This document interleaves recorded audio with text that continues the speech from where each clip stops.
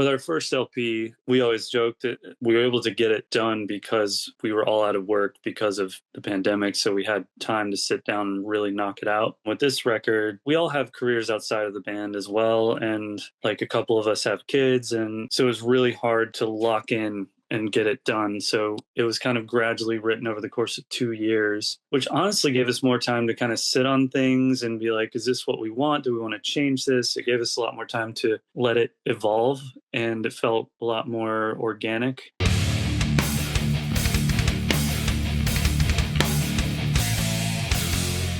What's up, everybody? It is your boy Keefy of GhostColdMag.com, and I am super excited to be joined by Thad of Cosmic Reaper. How are you doing? Doing well. How about yourself? I am so good today, and I am so excited to talk to you about the brand new record coming out on one of my favorite labels. We're going to talk a bit about this. Heavy Psych Sounds is the label, and it's Bleed the Wicked, Drown the Damned, coming next month as we record this over the summer.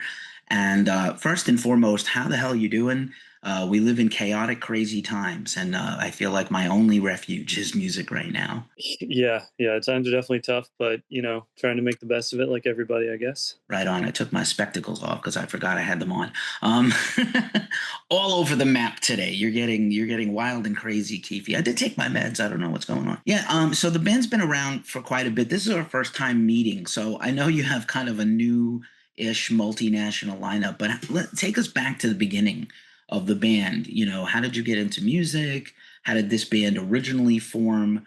I think the Carolinas are a deep well of great heavy music, but I don't know too many bands specifically from the Charlotte area. Right. Yeah. There's always been a pretty decent heavy music scene around Charlotte, and I got really into it as a teenager and everything, but growing up, like, music's always been a part of my family on my father's side. I grew up on a lot of like old mountain gospel, folk, Appalachian kind of music, and I've played that kind of music before, so I've experienced quite a variety of music, but I've always gravitated back towards some form of heavy music, and doom metal especially just really captivated me. But as far as the band, it started as just some friends playing riffs in a living room, and, two guitars and bass. We hadn't figured out vocals or drums yet. And eventually we got a drummer. We actually found our drummer from a Craigslist ad, Jeremy. We put an ad on Craigslist, and he happened to find it. He had just moved here from Colorado, and he was in the Great Redneck Hope, which is an excellent band if you've never heard them. Yeah, and the other guitarist was Dylan, kind of helped form the band, help us define our sound and everything. Yeah, and after Dylan left us, we brought in Peter, who is from London, and he's been playing with us for a little over a year now. It's been great. Right on. Does Peter live down there with you guys, or is he doing a multinational across the pond thing? Oh, no, he lives in the area. Yeah, he moved to the U.S. a couple of years ago. That's good, especially considering how hard it's going to be in the future for touring and bands to exchange internationally from Europe and the UK to US. That's a relief, actually.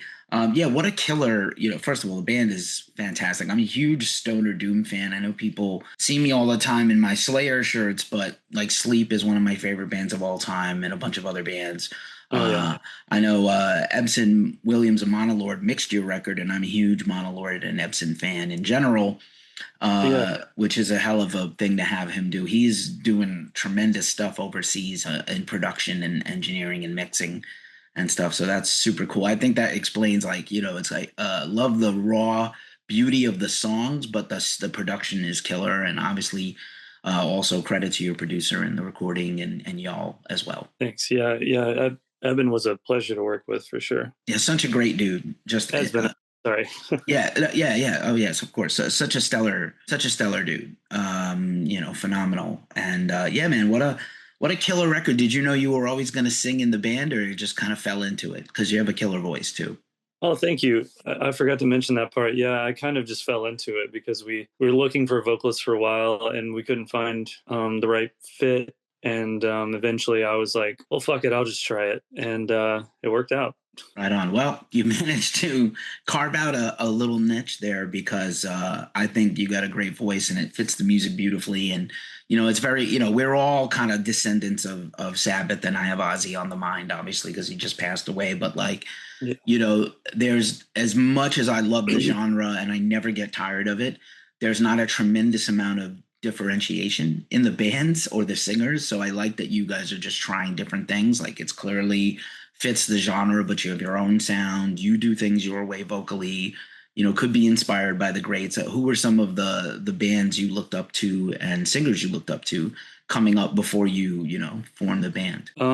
Well, I think the fact that I've always liked such a variety of music helped because, like, obviously within this genre there are tons of influences. Like, we're all big fans of Electric Wizard and obvious ones like that, and of course Black Sabbath. Like, I consider Sabbath the greatest band of all time. But I grew up listening to a lot of 90s music, a lot of grunge. I was obsessed with Nirvana and Soundgarden and Alice in Chains, and I think there's a little bit of that kind of cheeky angst in my lyrics and stuff and just general approach, and we try not to take ourselves too seriously, which I think helps as well. Right on. I think actually there's a very unintentional bit of sludge in Alice in Chains, and definitely on purpose in Soundgarden, and I definitely can hear that Oh yeah. In the songwriting from y'all. So props there, because those are huge bands for me. Also, we're probably around the same age. I'm probably a little older, but like, yeah, those are such cornerstone bands. And I remember when Nirvana hit, even before Nevermind, and how could it not captivate everybody, right? Like it was just one of those things that people don't understand. Like, I always pushed back on like that Nirvana was purely a punk band. Or that punk suddenly got a resurgence because of Nirvana. The labels thought so, the industry thought so, but not fans. I think yeah. people appreciated Nirvana's punk leanings and roots, but I thought they were much more heavy rock band than just, the year punk broke because Nirvana opened for, Sonic Youth on the Bleach tour. I don't think so, but like, there's a documentary that says so. Journalists and we're weird people. We have little pea brains, and we need everything spoon fed to us with a little like sampler spoon from Baskin Robbins, like the little, like, here you go. Like, we need to get told what to say. Sometimes that's our whole business, unfortunately. But yeah, man, that's super cool. All of that kind of makes sense. And then there's just, again, incredible, not just the songwriting, but I love the guitar work. I think a lot of bands don't pull off the two guitar thing correctly. Like, yes, it's super heavy to have two, killer crushing guitars, but I like layers and I like counterpoint and I like different guitar parts. And I think you split the guitar work up, as far as I can tell, pretty nicely. Yeah, we like to utilize harmonies a lot, but tastefully and not overdone. Yeah, that's important. And I think for some of the slower tracks, you don't want to be super busy, right? Like, you don't want to complicate it. If you've got a good thing, don't break it. If it ain't broke, don't break it, right? Like, that's the number one thing here. And yeah, man, such a good record, and I feel like stoner doom and psychedelic rock, especially the Heavy Psych Sounds brand of bands, is such a summertime music. I don't know, it could just be my impression or the stuff I listen to the most. I know winter is like the obvious prevailing mood for heavy bands, and all our black metal band friends like me in the forest and shit, but like dark and cold and grim and bleak and nihilistic. But I feel like there's a maybe it's because I listen to too much Sun or Goatsnake, or I feel like there's a hopefulness and a goodness in stoner doom and doom metal that just kind of lifts me up. I don't know. It could just be me. I like heavy riffs, and I like slow songs and heavy riffs that I can just nod to.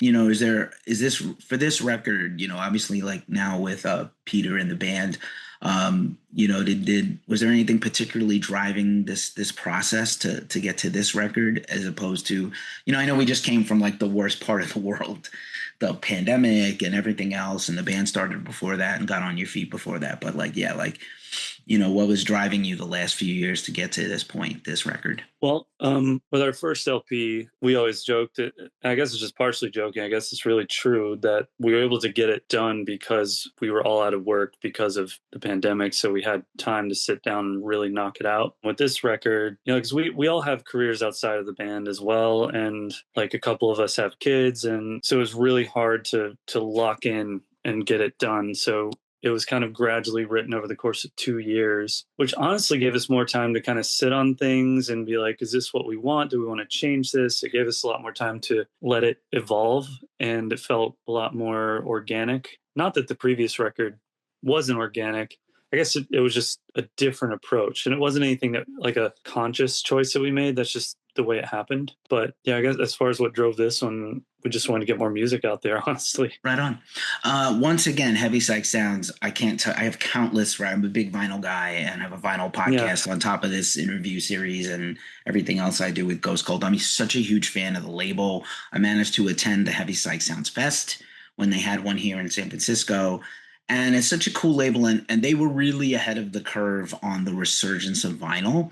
And they do such a beautiful job on packaging. And your album artwork, which is what I'm really getting at here, is very striking with the red and the white. It almost reminds me of like the SOS semaphore, right? It's definitely catches you. So I'm very excited to see this packaging in this record, because they really emphasize, like, they make music for music lovers, not just this genre that they favor, but just like they know that their fans are people who are collectors and music lovers. Yeah, and speaking of the album art, I want to give a shout out to Nona Lemon, who is the photographer of the cover image. Her work is incredible if you've never seen it. And of course, Paul at Bronca Studio, who kind of put the rest of the album art together, did an excellent job. We're really happy with it. We're definitely going with simple, eye-catching, striking, color scheme and everything. So we decided just everything would just be red for this record. Everything's just red. Right on. Well, it's it's the way to get. It's the color of alerts. So it's eye catching again. Like that's the main thing. I have so many of their records, and they do such a real cool job on the variants and the vinyls and cassettes, even.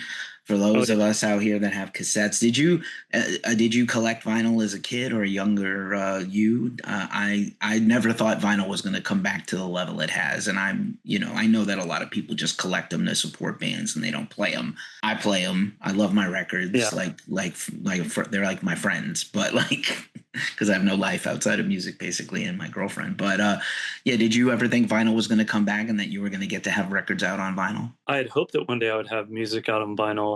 I started collecting, I guess, probably around 2012, somewhere around there. I didn't really have vinyl growing up. My grandparents did, and I always thought it was really cool, but I had no idea it was going to make like a comeback, and I had no idea that there was something special about it, like there's something different about listening to music on vinyl. It the way the music translates through the speakers, it's like you hear it differently. It's almost like you can pick out the individual instruments in the mix easier or something. I don't know. There's just something special about it. It really is. I will say, like, there was a period of time where the mastering for vinyl wasn't quite there, and the record labels rushing to get vinyl done, meaning, for classic records, maybe the mastering wasn't specifically done with vinyl in mind.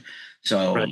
You had your records from the loudness era of the early 2000s that don't sound great on vinyl unless they're remastered and remixed for vinyl. I am seeing kind of like not a trend, but I am seeing, like, with all these reissues coming up for 20 years and 25-year-old albums, that they're getting better. Because the first batch that I got a few years ago were not good sounding. I was like, why does this sound like, it sounds like the CD? This is bad. Because they didn't think that this needed to, they need the extra step of getting it redone. And it's costly, let's face it. It's not cheap to make vinyl. It's not cheap for DIY underground bands to do things even on a label as cool as Heavy Psych Sounds. And they, I give them credit that they've really built their footprint. The festival has helped with that. I'm such a fan. Interviewed the label boss for my podcast. Such a, just a wonderful crew of people, everybody that works with them, PR, everybody. So I'm so stoked that you got to put your band out on this label, and really cool. Oh yeah. It's been a pleasure for sure. Right. I know you said you guys are, also have other, obviously full-time jobs and families. I know you got a few shows coming up, record release show. Is full touring kind of out of the question, or is it something maybe you can do in spots if something opens up for you? So far, we've only managed to do like little short tours. I would like to do a longer tour. And we're talking about that now, but right now we have like a week-long run lined up at the end of this month, and we're just hitting Louisville, Kentucky, Lexington, Kentucky, Lynchburg, Virginia, and then we're coming back home to Charlotte. We're doing the 3rd annual Seismic Summerfest at the world famous Milestone Club. That's an event that was put together by our bassist Garrett, and it's a lot of fun. It's just all day of heavy bands being loud and sweaty, and it's also Steve from Does It Doom is involved with it, which is cool. Great guy, really good to work with. And then after that show, we have one more date in Chattanooga, Tennessee, and then the following weekend we're playing Hopscotch Festival in Raleigh, North Carolina. So that's super sick. I will be on the lookout for that festival that your bassist puts on, because we do a lot of, we help promote a lot of festivals and tours and stuff with our output of content and everything else. I know content's a gross word, but that's super cool. One good thing I enjoyed about Charlotte is just in the middle of everywhere in terms of driving. You can drive anywhere from there. I spent a lot more time in Raleigh than Charlotte, but Charlotte is a fine city. I nearly moved down south when I lived in New York. I live in California now. And it's just a fantastic place to live. I'm also addicted to barbecue, which would be a problem if I lived down there because I'm trying to lose weight. Right. What's the good barbecue spot I should go to when I get back down to Charlotte? I don't really know. I actually don't eat meat, so I'm not the right person to ask. What's the good vegan and vegetarian spot to go to if I ever come back to Charlotte with my vegetarian friends? Well, one of my favorite restaurants in town, probably my favorite, is Lang Van. It's a Vietnamese restaurant. It's the best. Like every time I go there, it feels like I'm going to grandma's house. It's just, you feel at home, they take care of you, and it's delicious food, and I would recommend it to anybody. Amazing. I ate a lot of Vietnamese food when I lived in Boston, which has a huge Vietnamese community, and I love me some pho. So can't go wrong. Great. It's like comfort food, actually. You're right. It's like the soup version of mac and cheese. It just makes you feel all good. Warm and cozy. That's it. Thanks for humoring me on that. I definitely offended somebody with I compared cannibalism to eating ribs, and they were like, I don't know what that's about. I'm a vegetarian and you're gross. And I was like, I'm sorry. I'm trying to be funny. I'm sorry. No. Marginally entertaining. Yeah. Being in North Carolina, I can't expect you to not ask me about barbecue. So that's a fair question. Fair enough. Hey, if you read Geezer Butler's book, which is fantastic, and you said you're, like me, a huge Sabbath nut, he talked about how hard he was a vegetarian in the 70s. And he was like, you don't know how hard it was. These guys are eating steaks and I'm having like a bad potato and peanuts and beans. And that's all I lived on for like 6 months at a time till I could go home. And I was like, that's wild. Because, obviously, like different cuisines and especially different diets were not easy to accommodate back then, 50 years ago. But, obviously he's a lot happier now. That's why he looks so good. He's the guy that's why he looks so well. Retirement suited him. Just for our last question, you've been awesome, man. I really appreciate you. And again, I'm so stoked for this new record, but I like to end these with a wild card question. So hopefully this one will not throw you or stump you, but what's the last good book you read? Last good book I read. I think it's been about a year since I actually sat down and read a book, but I finally read Devil in the White City, which is a good book if you're familiar. I've always been fascinated with the story of H.H. Holmes and like the World's Fair and everything. And they've been talking about making that into a movie for years or a show or something. And I don't think it's ever going to happen at this point. But it'd be cool if, I don't know if you're familiar with Brian Fuller. He did the Hannibal TV series, which I thought was going to get banned after the first episode because it was so wild and over the top. And I think he would be the guy, or maybe Fincher if they were going to bring back some kind of Mindhunter in a different era. Oh God, Mindhunter, don't get me started. It was so good, and I'm a big John Douglas nerd, so I love Silence of the Lambs and Mindhunter and stuff like that. It's just a bummer that the schedule didn't work out for them to keep making it. But awesome, man, that's a good one. H.H. Holmes, what a good reference. Good. It's always a good time for a serial killer call out. Thad, you rule. Thank you so much for hanging out with us today, and man, best of luck with the new album from Cosmic Reaper. Thanks for having me.